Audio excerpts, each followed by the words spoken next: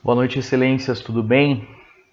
Hoje aqui o tema Thomas Hobbes e seu livro Leviatã, trazendo lições importantes para o direito penal. É interessante que esse livro é muito complexo, né? O pensamento de Hobbes é bem inovador porque ele não segue, né? Nenhum dos filósofos anteriores, ele cria ali um pensamento único, né? De que ele dá ao corpo humano a totalidade, né, do pensamento, do entendimento. Ele considera que o cosmos é caos, né? Todos os homens são iguais em seu estado natural, todos eles têm as mesmas paixões, os mesmos desejos, e ali a vida é bruta e curta, porque todos querem as mesmas coisas, né? E, e eles têm liberdade total, a menos que um corpo externo, um movimento externo o impeça, né? E aí, com isso, né, a primeira lição que a gente traz, que eu considero importante, é o que a doutrina penal chama de legítima defesa ofensiva, né?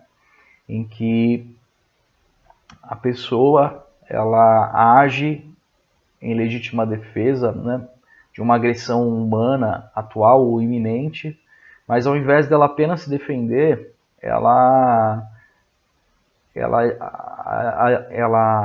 se vale de uma postura mais atuante, né? Então ela desfere golpes ou usa alguns meios ali para fazer cessar aquela agressão, não apenas usando-se, valendo-se de movimentos, né?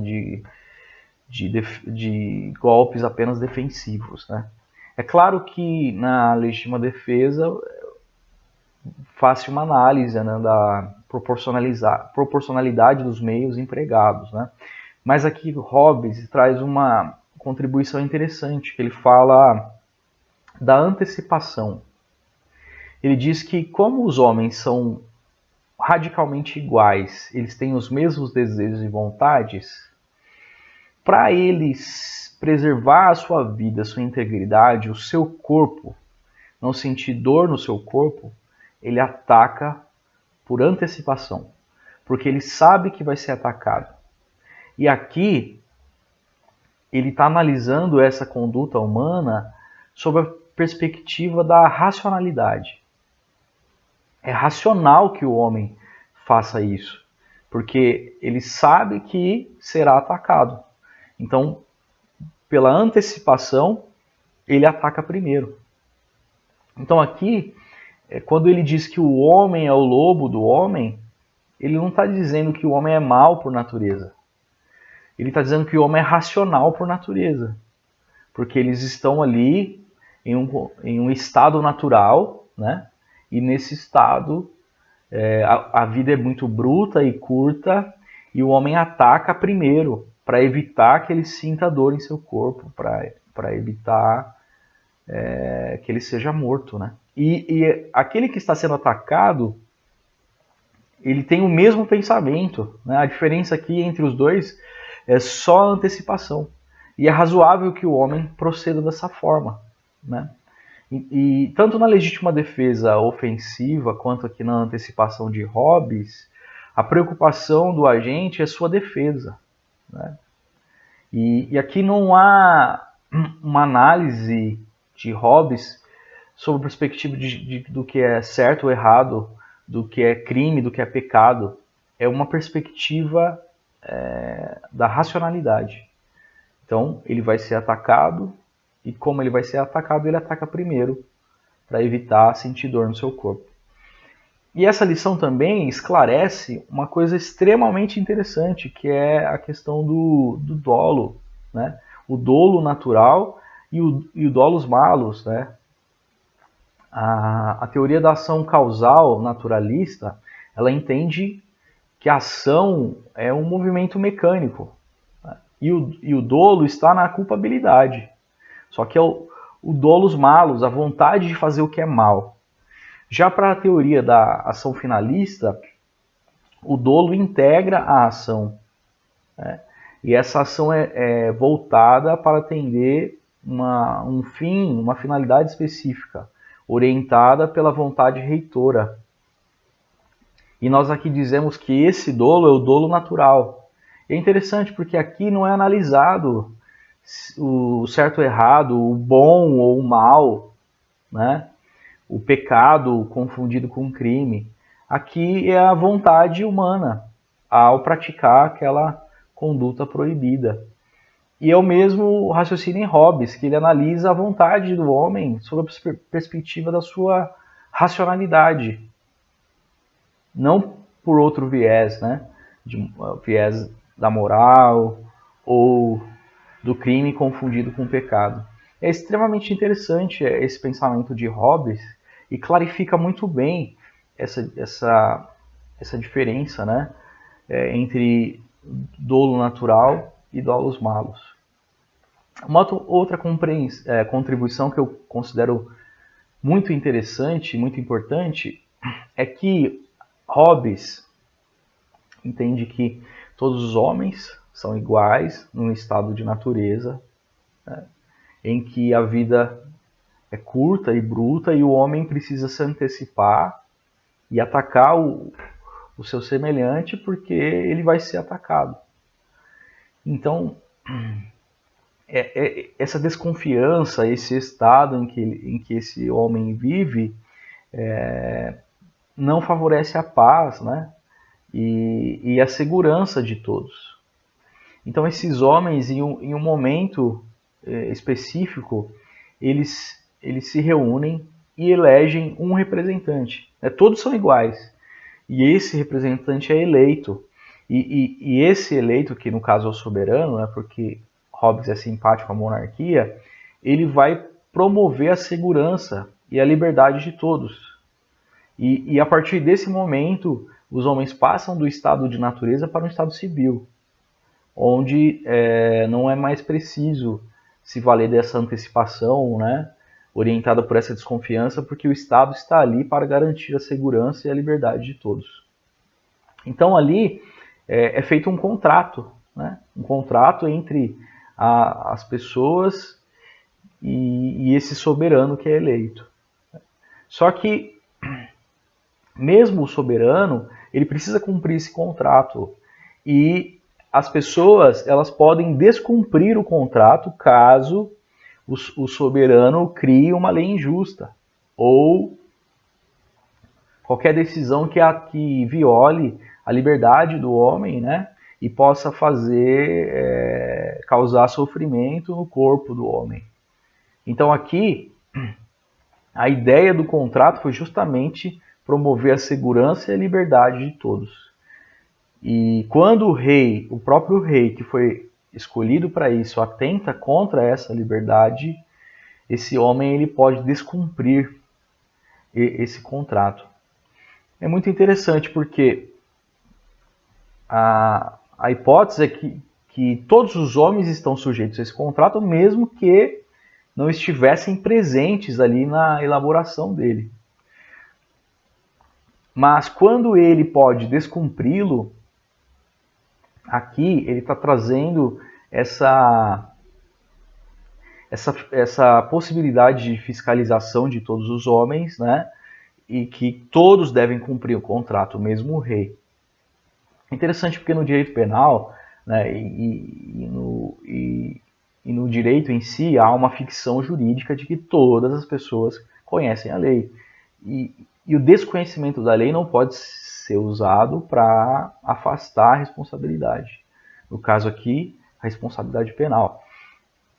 Então, se o desconhecimento da lei não afasta a responsabilidade, é claro que a ficção jurídica considera que o conhecimento da lei e o cumprimento dela estão caminhando juntos, né?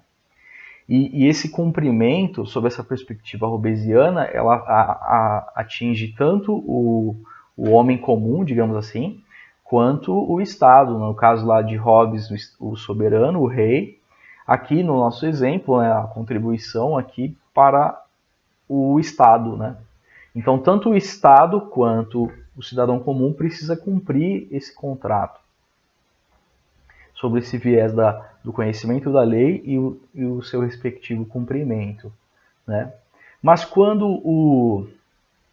o Estado aqui, o magistrado, aplica a lei, né? Aplica a lei penal, uma decisão, né? Ele impõe uma decisão que contraria as mais elementares regras e princípios do direito penal, você não pode questionar, né? A decisão judicial tem que ser cumprida. Mas aqui está um problema, né? Porque aquele homem que faz parte do contrato, que precisa cumprir o contrato, ele pode fiscalizar também o seu cumprimento e o seu descumprimento por parte, inclusive, do soberano, né? Tem um caso interessantíssimo, um HC lá de Campo Grande, Mato Grosso do Sul, que um juízo civil ele determina a interceptação telefônica no telefone de um pai que está com seu filho, né, e eles não conseguem encontrar essa criança, o local em que essa criança está. Então esse juízo civil determina que a operadora de telefonia proceda à interceptação telefônica. O gerente dessa empresa de telefonia disse que não vai fazer a interceptação porque a Constituição Federal e a lei específica da interceptação fala da necessidade de um processo e de uma investigação penal. E no caso era um juízo civil que estava determinando a interceptação. A juíza do caso diz que vai encaminhar essa negativa para o Ministério Público para que ele tome providências. Com isso, esse gerente ingressa com HC preventivo e esse caso chega até o Supremo Tribunal Federal. Mas é interessante uma análise feita no STJ, quando o ministro ele diz que não cabe ao particular questionar a decisão judicial, né?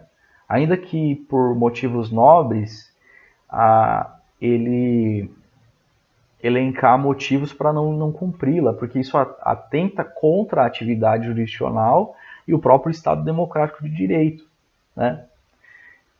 Esse caso, esse HC não foi conhecido porque eles entenderam que não havia perigo à liberdade, né, do paciente, porque a juíza só havia encaminhado o caso ao Ministério Público, não havia sido tomada nenhuma providência com relação à prisão dele, né, especificamente. Mas é muito interessante a fala desse ministro, né, que ele diz que o particular não pode questionar a decisão judicial, angariar motivos para não cumpri-la, né? Mas é interessante que não precisa uma análise aprofundada, basta você ler o dispositivo da Constituição que vê que essa decisão ela está em total desarmonia, né, com o que o constituinte originário elegeu como condição para uma interceptação telefônica, né? O afastamento desse sigilo, né, desses dados. E aí a contribuição de Hobbes ela é clara, né?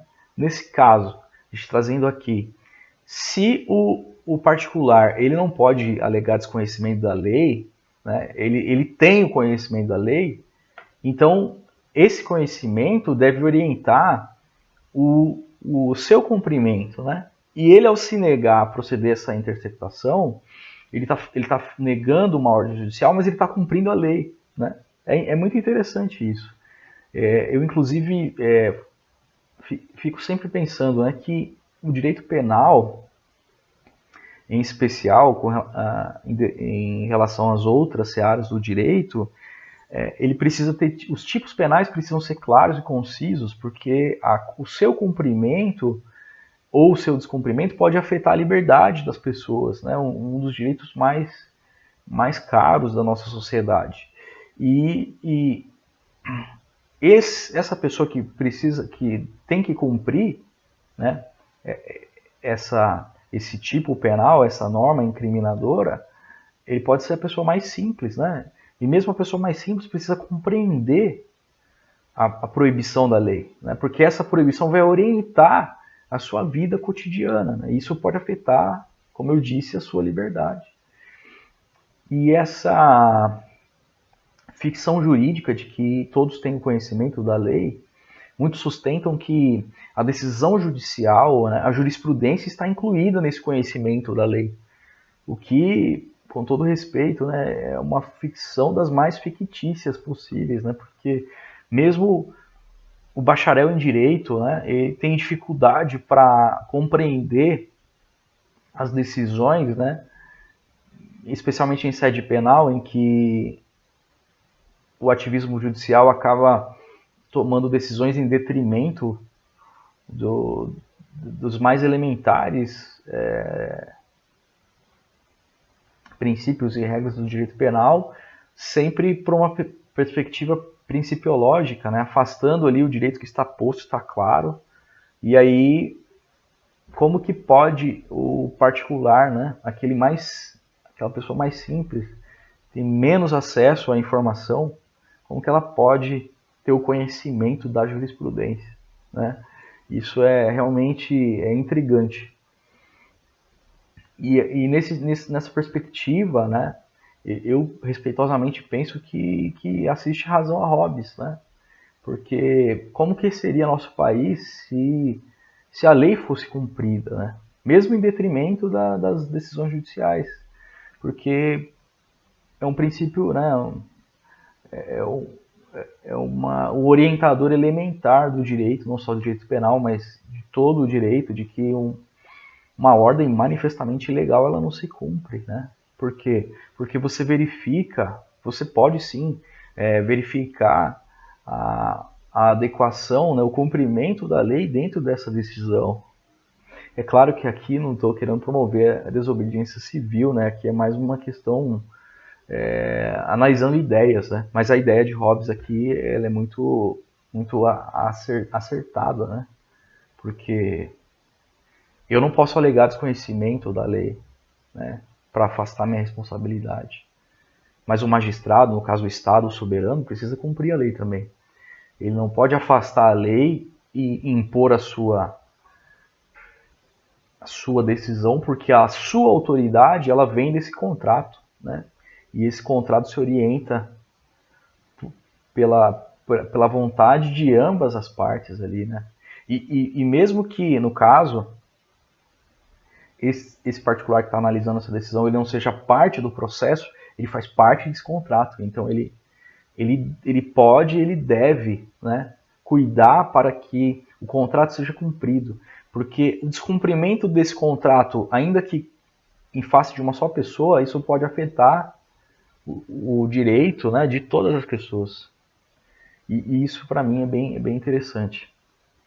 Outra contribuição interessante no Leviatã é que ele diz que como os homens são radicalmente iguais, você pode entender todos os homens, né, em circunstâncias semelhantes se você lê a si mesmo. Porque como os homens são dotados das mesmas paixões e desejos, ao você ler a si mesmo, você consegue compreender a totalidade dos homens, né? E ele fala que quando você analisa as ações de um homem e elas parecem muito pesadas, você pega essas ações e coloca em um prato de uma balança. E no outro prato você coloca os seus próprios desejos e paixões. E você vai ver que essa balança ela vai ficar com o mesmo peso, né? Então ele sempre comenta sobre essa questão de ler a si mesmo, né? Você vê a obra do seu semelhante, mas você compara sempre com as suas próprias obras. E aí você consegue entender essa lei da natureza. E é interessante que essa aplicação dele ele faz em cima de uma remissão direta da Bíblia, né? Que faça ao outro aquilo que você quer que faça a si mesmo, né? Que façam a ti, né? É muito interessante essa remissão e esse ensino de Hobbes. E aí nós temos na criminal law estadunidense a figura do homem razoável, que é um homem fictício, né? Que aí ao se analisar a conduta humana em determinado delito, você pega essa conduta humana e compara com a conduta do homem razoável. O homem razoável, em circunstâncias semelhantes, além de uma dúvida razoável, agiria da mesma maneira que o réu agiu? E, inevitavelmente, né, quando se faz esse confronto entre a conduta humana e a conduta desse homem fictício, a condenação é sempre certa, porque esse homem fictício é um homem que nunca erra. Ele sempre procede da maneira mais virtuosa e diligente, né? Então, aqui se verifica, né, o desacerto desse entendimento desse homem razoável. É claro que essa conclusão ela tem base na minha pesquisa de monografia, né, que vai ser usada também na minha dissertação de mestrado, quando eu analiso se a cegueira deliberada, que foi aplicada vastamente, né, e é aplicada vastamente no Brasil,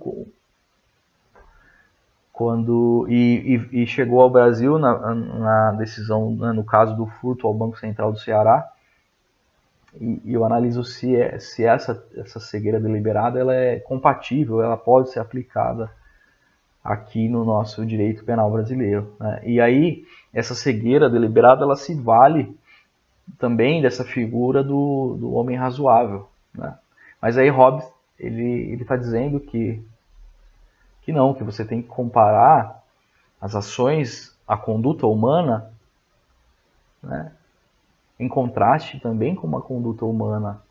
E aí você verifica a culpabilidade, né, afere a culpabilidade em cima de um homem de carne e osso, né? Não nesse homem fictício perfeito, né? Porque todos nós sabemos que o homem não é perfeito, né?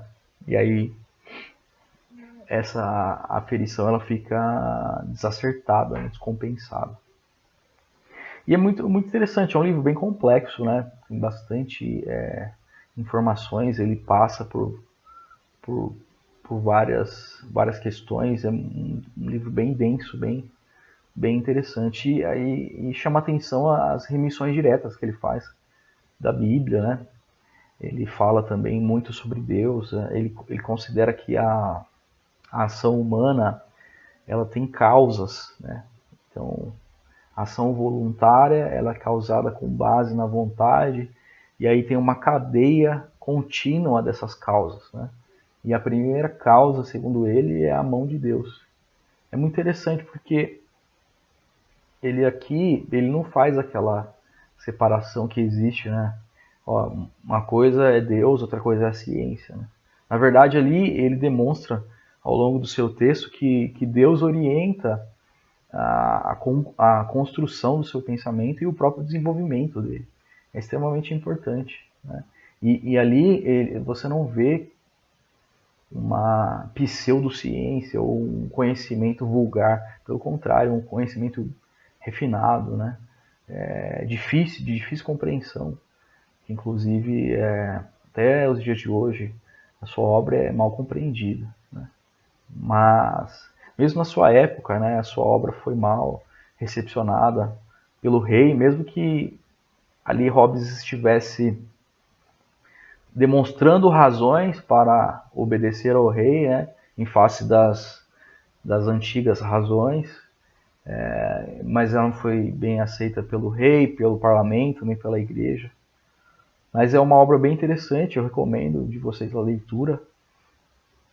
E o pensamento de Hobbes é inovador e intrigante, né?